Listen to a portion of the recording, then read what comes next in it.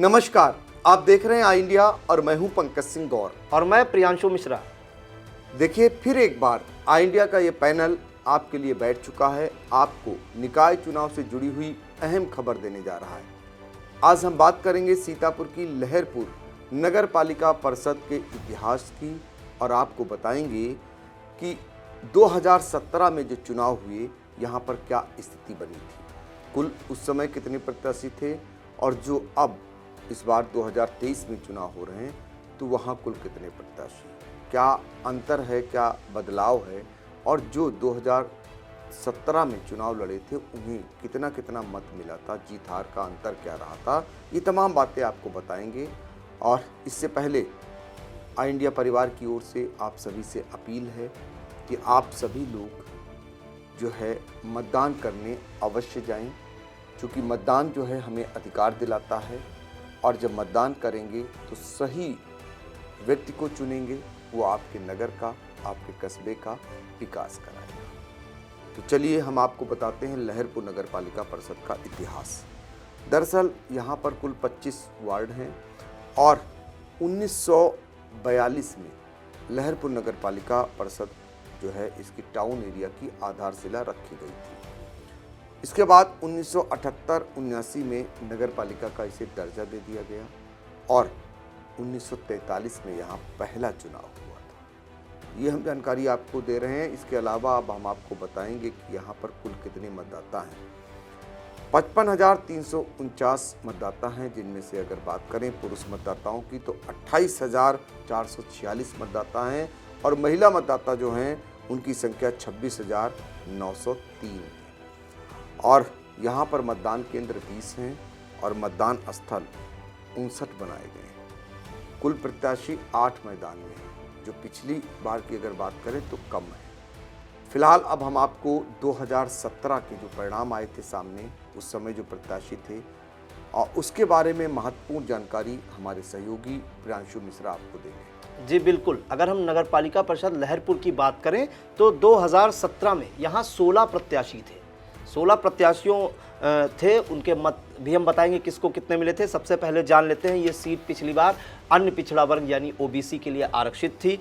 यहाँ पे कुल मतदाता 2017 में 49,666 थे, जिसमें से 33,775 लोगों ने अपने मत का प्रयोग किया था। वहीं जो खारिज हुए थे मत, 1,146 मत यहाँ पे खारिज हो गए थे या अनभिज्ञता ही कही जाएगी, जिसको हम अपील के माध्यम से आपको बता रहे हैं। किसी प्रकार की आप कोई गड़बड़ी ना करें, कोई हड़बड़ी ना करें, आराम से अपना मत डालें। वहीं 28 जो मतदाता हैं उन्होंने किसी प्रत्याशी को वोट नहीं दिया, मतलब नोटा दबाया था। और जो विधिमान या वैलिड वोट है वो 32,629 वोट वैलिड थे। तो कुल मतदान प्रतिशत यहाँ पे 68% हुआ था, जिसमें से बात करें तो मोहम्मद जासमीर अंसारी ये बहुजन समाज पार्टी से लड़े थे और इन्हें 16,096 मत मिले थे। इसके बाद अगर बात करें तो जावेद अहमद, इन्होंने समाजवादी पार्टी से टिकट लिया था और समाजवादी पार्टी से लड़े थे। 10,515 मत मिले थे और दोनों के बीच जो हार जीत का अंतर था करीब 5700 वोटों का था। फिर बात करेंगे मनोज की,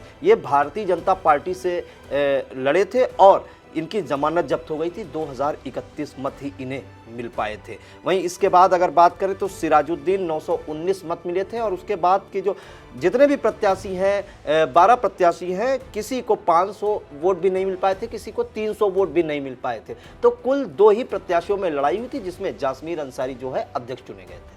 बिल्कुल, तो देखिए ये 2017 का हाल बताया आपने और अब हम आपको मौजूदा समय में कौन कौन प्रत्याशी है उसके बारे में बताते हैं, क्योंकि ये भी जान लेना ज़रूरी है कि कौन प्रत्याशी मैदान में है। तो एक बार फिर से जो निवर्तमान चेयरमैन हैं जासमीर अंसारी, जो बहुजन समाज पार्टी से जीते थे यहाँ पर, वो इस समय अब एमएलसी बन चुके हैं समाजवादी पार्टी के। और उनकी जो पत्नी हैं, जो निवर्तमान चेयरमैन रह चुकी हैं, मतलब पूर्व में चेयरमैन रह चुकी हैं लहरपुर नगर पालिका परिषद की, कैसर जहाँ, वो इस बार समाजवादी पार्टी से यहाँ चुनाव लड़ रही हैं। और उनके मुकाबले जो है इस समय निर्दलीय रूप से जावेद अहमद जो चुनाव लड़ रहे हैं, जिन्हें अंदर खाने भारतीय जनता पार्टी का पूरी तरीके से सपोर्ट है और भारतीय जनता पार्टी उनके लिए यहाँ पर ग्राउंड तैयार कर रही है। चूँकि यहाँ पर दिग्गज रूप में जासमीर अंसारी की पहचान है, बरसों बरस से यहाँ की जनता उन्हें विधायक, उनकी पत्नी को सांसद और चेयरमैन चुनती आई है। तो ऐसे में उनके मुकाबले में यहाँ पर भारतीय जनता पार्टी ने जावेद खान को मैदान में उतारा और एक बड़ा गेम यहाँ पर खेला, जो पूर्व चेयरमैन रहे हसीन खान और जावेद खान की दोस्ती करा दी। तो फिलहाल यहाँ पर जासमीर अंसारी से मुकाबला मानकर चल रही है भारतीय जनता पार्टी, और इस मुकाबले के बीच में अन्य प्रत्याशी भी मैदान में हैं, जिनमें से मोहम्मद रफ़ीक अंसारी, ये बहुजन समाज पार्टी के हैं, जो कभी उनके खास हुआ करते थे जासमीर अंसारी के बहुजन समाज पार्टी से इस समय प्रत्याशी। राम लखन जायसवाल, ये लंबे समय से यहाँ पर तैयारी करते आए हैं और पिछले दिनों इनको देखा गया कि मस्जिदों में, मस्जिदों के बाहर जो नमाजी जाते थे उनके जूते चप्पल साफ करते थे, और मंदिर के बाहर जो श्रद्धालु जाते थे उनके जूते चप्पल साफ कर एक समान ऊँट की जो है दरकार करते थे। ये सालों साल से तैयारी कर रहे हैं। ये राम लखन जायसवाल AIMIM के प्रत्याशी हैं। इसके अलावा यहाँ पर रईस अहमद और फहद, जावेद और अब्दुल सईद, ये सारे निर्दलीय प्रत्याशी हैं। ये है यहाँ का परिदृश्य, और 4 मई को मतदान होना है। ऐसे में आप सभी को जो है यहाँ पर मतदान करने इसलिए ज़रूर जाना है क्योंकि यहाँ का मतदान प्रतिशत बहुत अच्छा नहीं कहा जाएगा। पिछले 2017 में लहरपुर के नगर वासियों ने 68% ही मतदान किया था, 68% मतदान कर चेयरमैन चुना था। और आपको एक और अहम जानकारी हमारे सहयोगी प्रियांशु मिश्रा बताएंगे कि नगर पालिका, नगर पंचायत के अध्यक्ष पद के लिए और सभासद पद के लिए किस कलर का बैलेट पेपर होगा जिस पे आप वोट डालेंगे, ये भी जानकारी ज़रूरी है। जी बिल्कुल। तो अगर नगर पालिका परिषद के अध्यक्ष पद की बात करें तो यहाँ का जो बैलेट है वो हल्के हरे रंग का होगा। वहीं नगर पंचायत के जो अध्यक्ष पद का बैलेट पेपर है वो सफ़ेद कलर का होगा। इसके अलावा सभासद, चाहे नगर पालिका का हो या नगर पंचायत का, दोनों के सभासदों का जो बैलेट पेपर होगा वो गुलाबी रंग का होगा। तो कतई दिग्भ्रमित ना हो, सोच समझ कर जाएं और ये जानकारी अपने सहयोगियों और मतदाताओं तक अवश्य पहुँचाएँ। बिल्कुल। अब हम आपको महत्वपूर्ण जानकारी एक और दे दें। जो मतदाता मतदान करने के लिए जाएंगे, उन्हें 13 वो जो विकल्प हैं, जो 13 पहचान पत्र हैं, उनमें से एक को ले जाना अनिवार्य रहेगा। वो कौन कौन से हैं वो बता देते हैं आपको।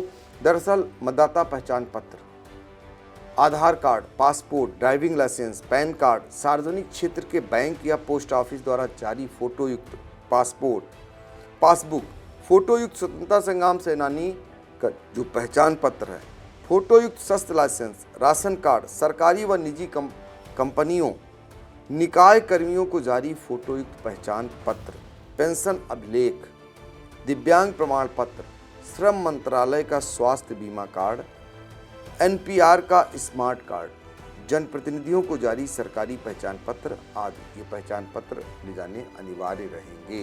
ये महत्वपूर्ण जानकारी आपको दी। अब फिर एक बार सभी से मेरी गुजारिश है, यानी इंडिया परिवार की गुजारिश है, एक तो मतदान करें और साथ ही मतदान के दिन हर 2 घंटे पर एक अहम जानकारी आप तक हम पहुंचाएंगे, कितना मतदान प्रतिशत रहा किस इलाके में।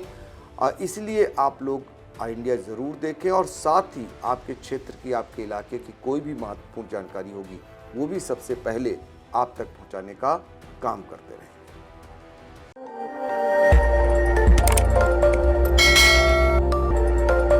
खबर आपकी, नजर हमारी।